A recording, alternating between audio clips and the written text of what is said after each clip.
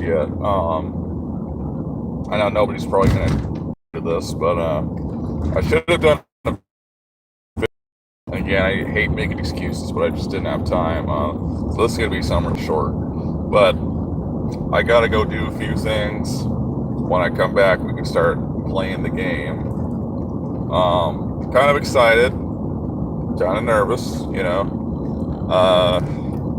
Yeah, in case you couldn't tell, I'm driving right now, so that's nice. Don't worry, I'm not looking down the camera much, unless I'm like at a stop, but I gotta go run a few errands when I come back.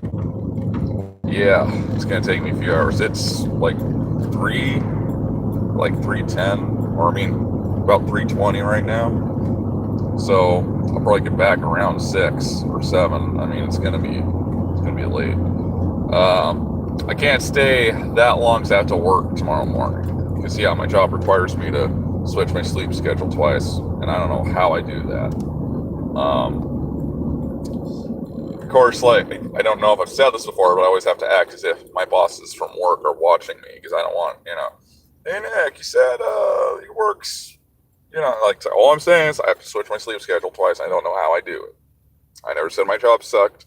I never said, oh shit, I'm in the wrong lane. I gotta go do something. Shit. Okay. That's fine. So, I don't know. How are you guys doing? Nobody's in the chat yet, but I don't have a chat bar. Oh, there is a chat box. I'm not gonna be able to. Damn it! I'm not gonna be able to see because I'm driving. But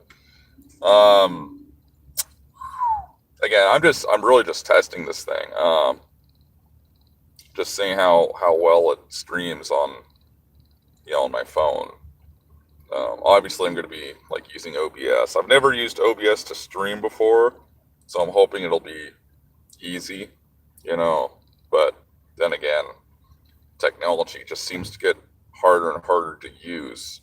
So, yeah, I'm rocking my Queen shirt. Yeah, I've been listening to them lately.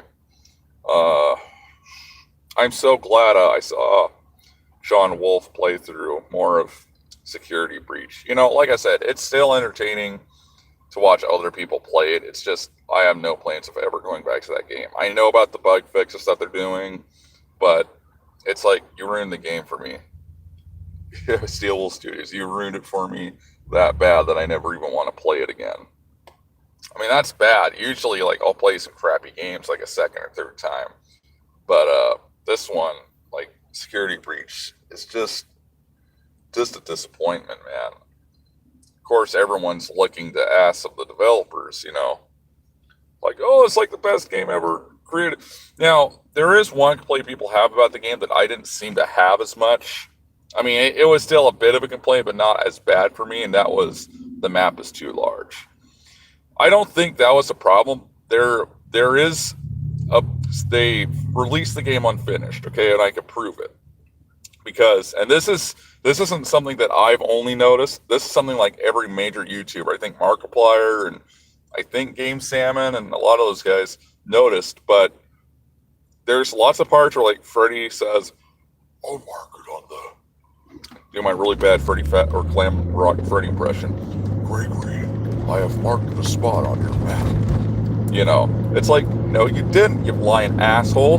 There's a few like different markers on the map, but there's a legend that shows you like what is what, but either the stuff that he says he's gonna like show you isn't there, or a lot of the stuff on the legend itself doesn't appear on the map. So it's like, no, Freddy, don't lie to me, you jerk.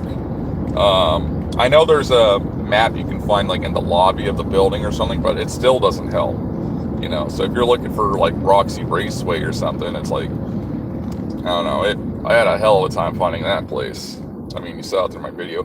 Oh yeah, I am going to upload the lost episode. I forgot to upload, I think, part 15, I think it was part 15. So I'm going to upload that when I can. Again, could have swore I uploaded it, but when I was making my playlist for it, it just didn't show up. But, man, that game is so crappy. I cannot believe they. I mean, in a way, I can believe that they released something like that because that's how game developers do things nowadays. It's like we'll just release the game unfinished and we'll just patch the game up later. And again, I know, games, are going to be released with a few bugs and stuff. I'm not saying the game has to be released flawlessly, but the fact that they release it as broken and buggy as they did, it's just unacceptable. And then you got all these people licking their ass about it, licking the developers' ass about it, like, oh, there's a few bugs, glitch stuff, but it's like, no. There's no excuse when there's that many shitty things in the game. Now it's possible maybe people just happen to experience less crap than I did. I don't know. But like shit, like when I'm trying to take Chica's beak in the one part after you go down the chute, and then not being able to move no matter what I do. That's frustrating.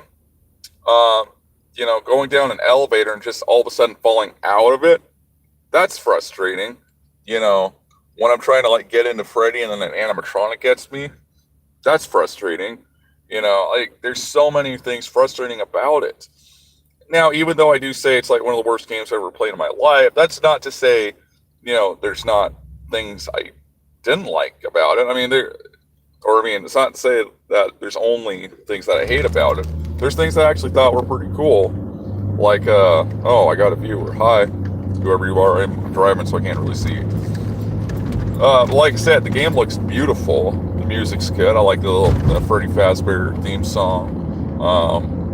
So that stuff's cool. And like, I think they spent more time on the graphics though than the music. I mean, the graphics look great. I mean, I think Gregory looks a little cartoony and Vanessa and those guys. But again, I find them really odd. Like it's not no strike against the developers. It's a huge coincidence that the two main characters are named after deceased family members of mine. I just find that kind of weird.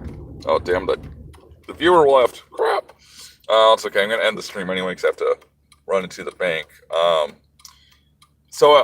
was gonna announce that I recently bought. I mean, I'm not gonna get it for like a month or whatever, but I did buy something really expensive. But I bought it so I can preserve it because I can't find it on YouTube. I can't find it anywhere, and it's an old CD from Japan in 1988. So I don't think it would be a problem for me to. Hey Z-Bar, how you doing? I'm probably gonna end the stream in a minute, but yes, I am. Tonight I'm doing this is just a test stream, but when I come back, I'm gonna be live streaming Night 5 of Five Nights at Chuck E. Cheese is rebooted because that's an actually good game. That one's actually fun to play. I used to be a big fan, and then just kind of the hype kind of went down about it, and it was like, okay, I mean, I still say they're good games, like most of them. I never played Sister Location or Pizzeria Simulator. I'm not good at sim games. Like, you only play like Roller Coaster Tycoon as a kid.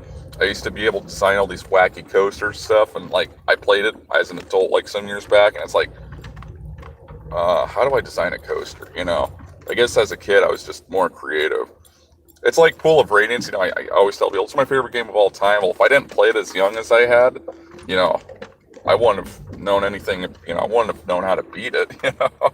Or at least someone else probably would have done it before me. But yeah, the FNAF games. I mean, ever since I know there's that controversy with Scott Cawthon, but I think the series started going downhill when they, when he passed the torch to Steel Wool Studios. I mean, that's why I don't like playing a lot of modern games because, someone was like, well, not all games are released that way. It's like, yeah, I know, but there is a good majority, or at least all the big name publishers do it. And I'm not sure. Is Steel Wool like a indie developer, or if they're they're like the EA or whatever. I thought they were like indie, but I'm not. I don't pay attention to them. All I know is I will never buy another game from them again because that security breach just screwed me up so bad that I was like, no. Okay, yeah, they're an indie developer. Oh, Shadowgate Amiga. Wow, I completely forgot I played through that version. I'm only 27. See, my memory's like an 80-year-old sometimes. It's like, wait, did I play through that? Yeah, yeah, they are woke. Surprised they didn't make, like Gregory, like some kind of transgender character and stuff. And I've said this before, I don't hate, like, for example, the dev from FNAF, so he got canceled by the left because it turned out he was donating a lot of money to like conservative campaigns, and then he said he was pro-life. I mean, the guy is a Christian and he's from Texas. What I mean, I don't know like if you're from U.S. or Europe or wherever, but in the U.S., I mean, it's kind of a given. If you're from Texas and you say you're a Christian, you're gonna have the right wing viewpoints, and so he got in some hot water about that, and I think that's why he retired, because it's like, and I mean that's great. He'll get to see his family more, get to spend more time with his family. So I mean, like I said, when I buy a game, I don't look for, okay, what's the political ideology of this developer. I only care if it's fun. Yeah, yeah, communists, yeah. Um, it's just, it's like, man, people want world peace nowadays, right? Yeah, exactly. It's bullshit. But like even on Wikipedia, they Wikipedia states that the FNAF community was mostly LGBT. Now I don't know about that. I mean, maybe, I don't know. I haven't seen any polls or anything to support that. I'd imagine. I mean, a lot of the people that I saw play through the game seemed like upright people. I guess would be, I don't know. So, but yeah, I mean, I don't hate people for being gay or whatever. I mean, you do you. I'm just saying, it's like, but what, like, okay, I'll tell you a little story. So I imported a movie from Japan that I liked. It was the Japanese dub of As Good as It Gets. It's a Jack Nicholson movie from 1997. I was only 3 years old when that movie came out, or maybe two. I don't know if it was released in June or before or whatever. But so one of the characters in that movie, he's gay. Okay, but here's the difference. They don't make a huge deal out of it. They don't make it like they don't. I mean, there is a bit of an element of it in the movie, but they don't like over politicize it. So I don't mind watching it. Yeah, I mean, people got to stand up. I mean, this cancel culture bullshit is it's just horrible, man. It's it's getting too much, man. I mean, I hope people can fight back against it. We won against the mandate thing, vaccine mandate, and that's pretty good. But I don't know. It's hectic out there. I mean, these people say they want world peace, and I don't think I've ever talked about. And I do got to go in a couple minutes, but uh, okay. But you always hear about. Oh, are you in Canada? Shit, dude, I'm sorry.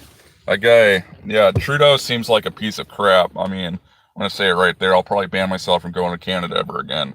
I've been to, yeah, yeah, right, exactly. I actually bought both a English and a Japanese version of George Orwell's 1984, and I want to read that.